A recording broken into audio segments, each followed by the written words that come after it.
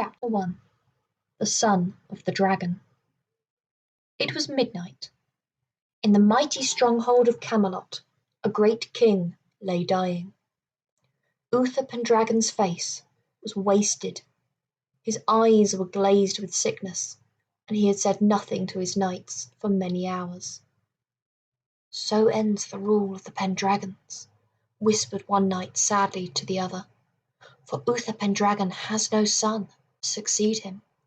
Evil days will fall upon the west of Britain now, and we shall all be lost." The Queen Igraine looked up from where she knelt at the bedside of the king, and signed angrily to the knight to be silent. Abashed, the two knights bowed low, and stole out of the room, onto the battlements where they could talk unobserved. The cool night air fanned their hot faces. "Uther Pendragon has been the greatest king in the West for many years," said the first knight at length. "It was Uther who first drove out the Saxon invaders, and repelled the dreadful pagan onslaughts. When I was a boy, no king was brave enough to resist them, but Uther's courage has set an example which other chieftains have dared to follow." "He was a great man," agreed his companion. "Many a time I have followed him into battle, and seen his powerful lance terrorize the invaders. Other times I have watched him sweep all before him in the tournaments, and reflected, we shall not see his like again in Britain." Suddenly the cry of women was heard in the inner room, disturbing the silence of the night. The two knights clutched each other. "It is all over," said one in a frightened voice. "Let us return and pay our last respects to him as he lies in death." Scarcely had the two left the battlements when a stealthy figure appeared round the buttress and beckoned to a companion muffled in a cloak. "Is all prepared to seize the castle?" whispered the unknown. "Down to the last man-at-arms," came the gloating reply. "This very night I shall be king in the place of Uther Pendragon. By foul means or fair, I, Mordred, will sit upon the most powerful throne in Britain." As he spoke, the figure in the cloak swept back its draperies and revealed a face of extraordinary beauty, a skin of unearthly pallor, and great dark eyes, surrounded by a thick mass of long black hair. "Fear not, Mordred," said the woman, "for my magic has revealed to me that our plans will be successful." She paused. "We need have no further doubts were it not for the fact that—" and the woman broke off, as if afraid to continue. "Well, Morgan Le Fay," cried the man impatiently, "what is there still to fear? Do not tantalize me with your hints." "My magic spells seem to reveal that Uther Pendragon has a son in hiding," said Morgan Le Fay reluctantly. Mordred swore a terrible oath.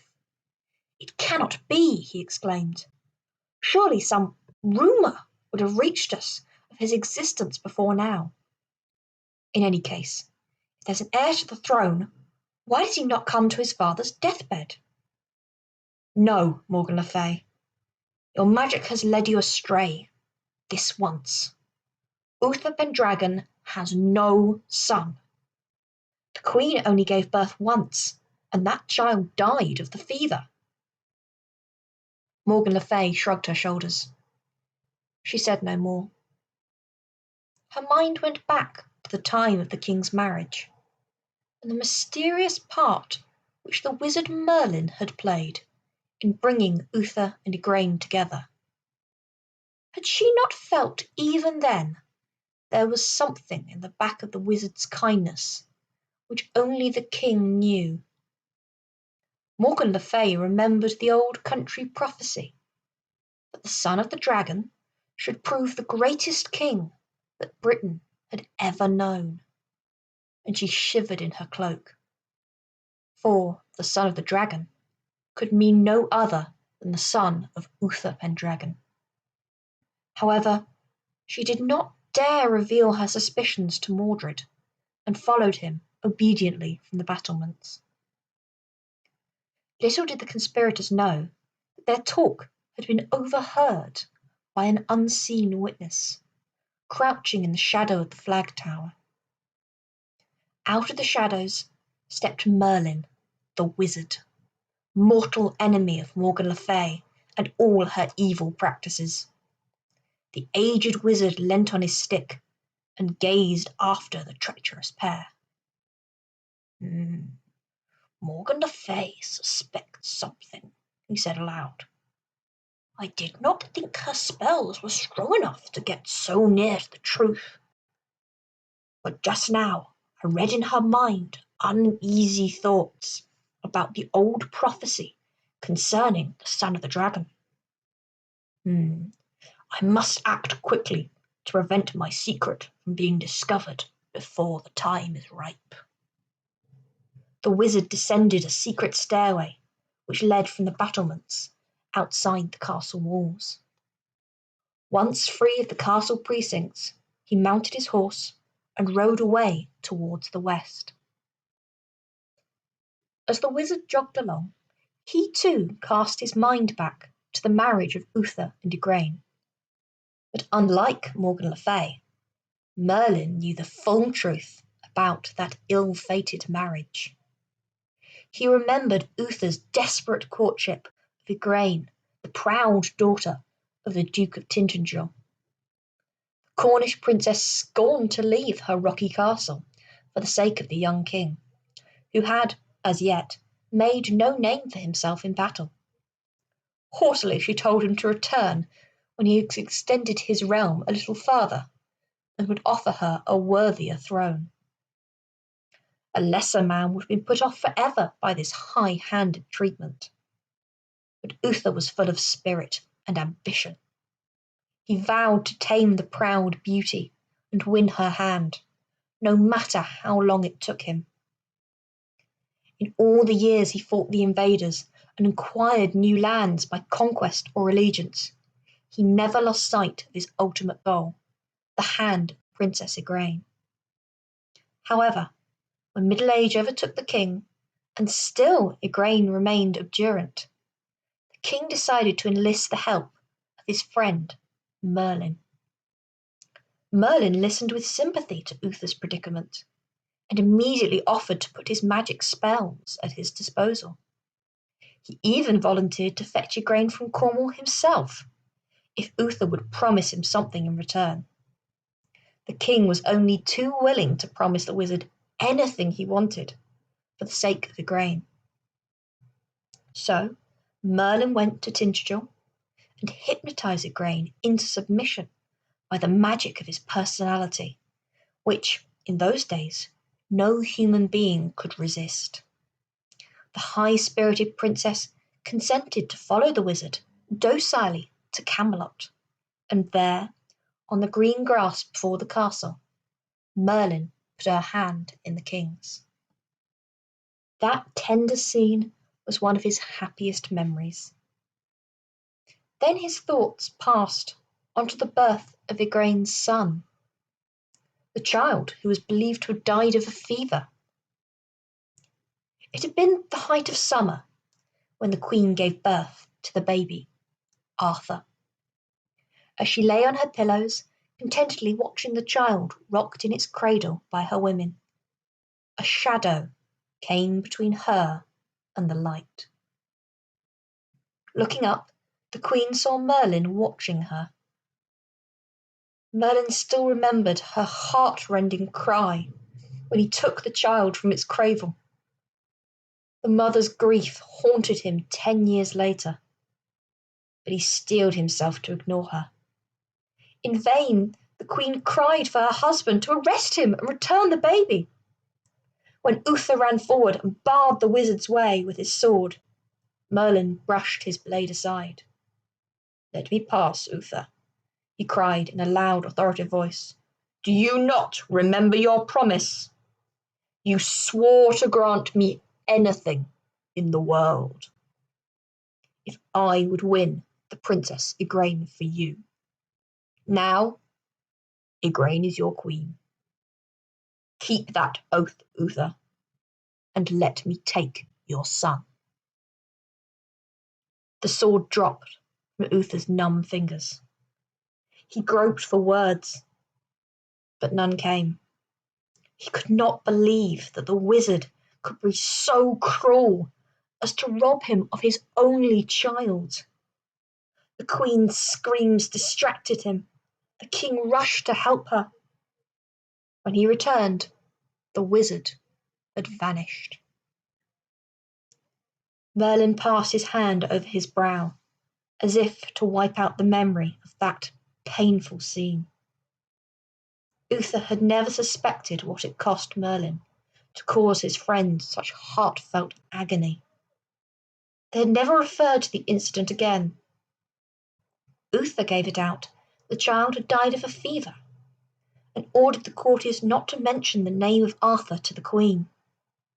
On the surface, Uther and Merlin were as close friends as before, but the thought of Arthur lay between them. The old intimacy was gone. Dwelling on the past, Merlin had arrived at a castle. The drawbridge was raised. A wizard took the bugle which hung from his saddle and blew it 3 times. In a few minutes, 2 young boys were racing towards him. A sturdy, curly-headed boy reached him first, a yard ahead of his companion. "Merlin," panted the boy, "it's good to see you. We have not had a visit from you in many months. I am an expert with the bow and arrow now, you know, and score a bullseye on the target every time." The wizard patted his head affectionately. "You have grown, Arthur," he said. "I'm still taller," cried the second boy proudly as he puffed after Arthur, "and I can shoot quite as straight as Arthur." "Greetings, Kay," said the wizard with a smile. "Is your father, Sir Hector, in the castle?" The 2 boys replied that Sir Hector was somewhere about his estates. They dragged the wizard off to judge a shooting competition by the mill stream. The wizard watched Kay draw his bow and fire his arrow straight at an apple, balanced precariously on the rail of a bridge. Kay's arrow grazed the apple and shook it on its perch. But Arthur's arrow cut the apple in half, so the 2 halves fell into the mill stream and floated away. The wizard applauded heartily. "It isn't fair," said Kay crossly. "His shot has wasted a good apple, but mine hit it without sending it into the stream. So mine was really the better shot. I deserve the prize." The wizard remarked tactfully that they both deserved prizes. Arthur for his marksmanship, and Kay for his forethought. He drew 2 more luscious apples from his pocket and presented them to the boys. Munching contentedly, all 3 went up to the castle. The first thing Merlin wanted to do was have a private talk with Sir Hector about the future. Long ago, when he first brought the baby Arthur to the castle, he confided the secret of his birth to Hector, who was an old comrade of Uther Pendragon. Hector had been charged to bring up the boy like his own son until the time was ripe for Arthur to claim his inheritance. So Kay and Arthur had been brought up to believe they were brothers. Hector had respected Merlin's trust and never breathed a word of Arthur's royal lineage to anyone. But before Merlin could draw Hector aside, the knight seized the wizard's arm and whispered, "I must speak with you. Uther Pendragon is dead, and Mordred has usurped the throne." Merlin nodded. "We must talk," he replied. "Tell the boys to groom down their horses." As Kay and Arthur raced off to the stables, Merlin and Hector started to plan the future. "First of all, Hector, I must impress you that the time has not yet come for Arthur to assume the crown which is rightfully his," began the wizard. Hector's face fell. He had imagined a long regency, with himself guiding the hand of the young king. The state of Britain is too turbulent for a regent, continued Merlin, who had guessed his thoughts. Arthur must wait until his 18th birthday, then win his throne by the sword.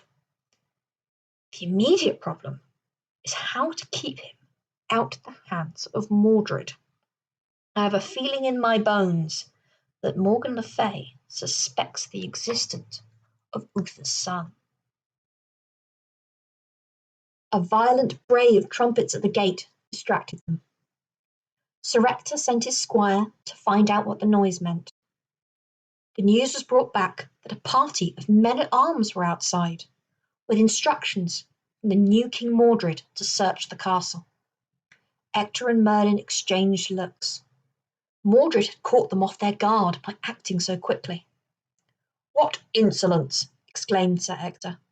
"How dare Mordred claim the right to search my castle?" The wizard bent forward and whispered in his ear. "Whatever your feelings, don't try to stop them. If we let them search and find nothing, they will go away and never come back. If we try to keep them out, Mordred himself will come back with an army and smoke you out your stronghold. For God's sake, don't arouse their suspicions."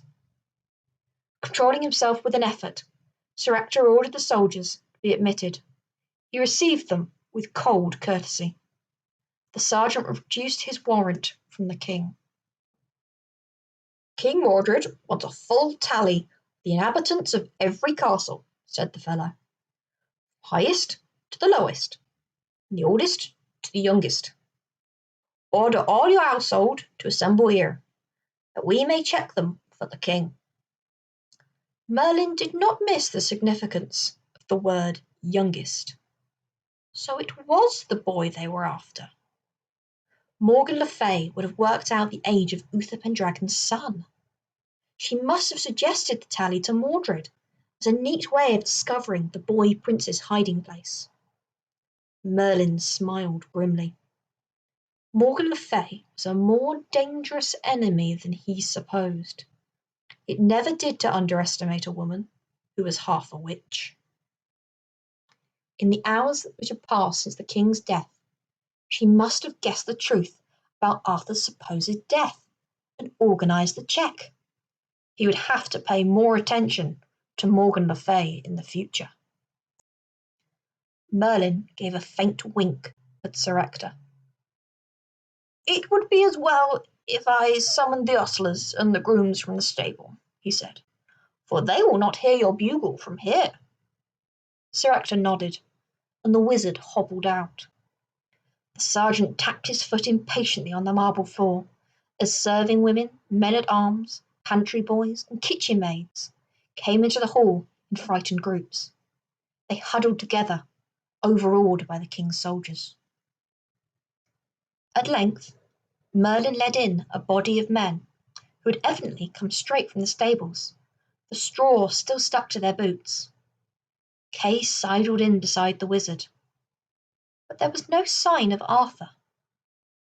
Sir Ector wondered where the wizard had hidden the boy. Surely he must realise that the soldiers would comb every inch of the grounds. Then he counted the stable boys. 1, 2, 3, 4, 5, 6. Sir Ector knew perfectly well that there were only 5 boys in his stable. He realised that Merlin must have taken the desperate course of dirtying Arthur's face and dressing him up in the ragged clothes of the other stable boys. The sergeant made only a perfunctory check on the grown-up members of the household. His eyes narrowed when he saw the array of boys. Watching him closely, Sir Ector saw him smile in anticipation, as if he had been given orders by the king to cope with the situation. The sergeant pulled Kay before him and stared into the boy's defiant face. "What is your name, my lad?" he asked. "And whose son are you?" "Kay is my name, and Sir Ector is my father. Kay looked so like his father that the sergeant was satisfied. He left Kay and turned to the rank of stable boys. The sergeant walked up and down, peering to each face in turn. Sir Ector held his breath. The blood royal could not help showing in the way Arthur held himself. His bearing, the very boldness of his behaviour, proclaimed him to be of higher rank than the rest of the boys. Sure enough, the sergeant returned to Arthur at the end of his scrutiny. He subjected him to another scorching stare. "Roll up your sleeve, boy." The sergeant spat out the words. Blind panic possessed Sir Ector. How could they have forgotten the mark of the dragon? The irascible brand on Arthur's arm, which had been tattooed on him at birth as the son of the king. It looked as if the game was up. Sir Ector's hand tightened on his sword. He was prepared to defend the young prince to the death. Slowly, Arthur rolled up his sleeve. The mark of the dragon showed livid on his arm. With a cry of triumph, the sergeant pounced on him and drew him forth from the rank of boys. "We've got him," he bellowed. "The son of the dragon himself, the lost son of Uther, who've been sent to find. Bind him, men, so we may bear him before King Mordred." But Merlin's clear voice cut through the confusion which followed, with Arthur kicking and struggling, Kay cutting at the sergeant with his miniature sword, and Sir Ector shouting to his men to bar the entrance and prevent the soldiers from leaving. "One moment, Sergeant," said Merlin. "Are you quite sure you are not making a very stupid mistake?" "Sure enough," replied the sergeant with a rough laugh. "We were told to look for the lad with the dragon mark, and it seems we have found him." "Then I suggest you examine the rest of the stable boys," said Merlin calmly. In silence, the sergeant released Arthur and gazed at the bared arms of the 5 other stable boys. On each one, the mark of the dragon stood out livid on the white flesh. "Perhaps I should have warned you this morning. Sir Ector ordered all of his stable boys to be tattooed with the mark of the dragon, in memory of the dead king," said Merlin smoothly. Not trusting himself to speak, Sir Ector simply nodded. The sergeant's face flushed with anger. He realised he'd been made to look a fool in front of all of his men, and that Sir Ector would probably report his mistake to the king. Standing stiffly to attention, he bowed to the knight and the wizard. "A regrettable error," he said. I shall take my leave of you." The sergeant hesitated. He was clearly on the verge of adding something. "I see no reason why this unfortunate incident should ever get to the ears of the king," put in Merlin diplomatically. The sergeant's relief was obvious. He signalled to his men and left the castle to seek the son of the dragon elsewhere. As the door clanged behind him, Sir Ector turned to Merlin and burst out, "How did that happen? How on earth did you manage that?" "Magic has its uses, my dear Sir Ector," replied Merlin complacently. "We wizards do not spend our whole time gazing into the future, you know. We can be men of action when it suits us." The wizard hummed a little tune of satisfaction and allowed himself to be congratulated all round on his cleverness. The 5 stable boys examined their bare arms in wonder, where only a moment ago the mark of the dragon stood out on the flesh. Only Arthur drew a little apart and said nothing. "Son of the dragon," he mused. "What does that mean? What strange future is in store for me?"